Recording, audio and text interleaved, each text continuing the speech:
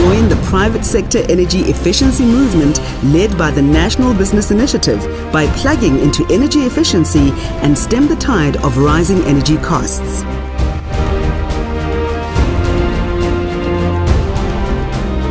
Lighting design.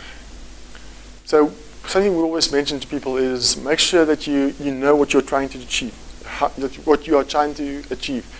So in any particular office, you need to know what the office will be used for, and that will determine how much daylight you will use. Is color rendering important? Do we need very effective color and differentiation? If you're working typically in a graphic design studio, then color will be very important. While if you're working in a office space that the guys are sitting in front of their computers working with crunching numbers the whole time, the color might be less important. You might go for a different lighting technology which might be more efficient but has a lesser energy light rendering effect.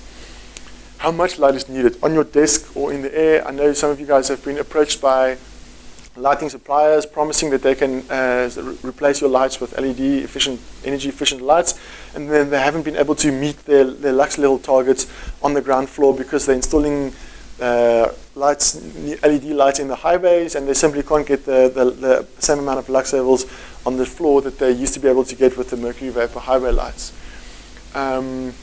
When and for how long is this lighting needed? Is it only during the daytime? Are you guys working after hours? These are all the type of questions that you need to ask, which will determine the particular type of lighting that we're using. Also, does the equipment have its own lighting? The ceiling height, the type, color, and the room layout, and are the lights suspended or are they in the surface? So, because one thing you can do to improve the light level on the table is to suspend the lights, to drop them, to bring the light closer to bring the source of the light closer to where you're working, which means that there will be less wastage of light or less flooding of light in the area. The lights will be more focused, the lux levels will be higher, even though the lumens in the room will be the same. And you'll find that the people will be able to work better under those higher lighting conditions.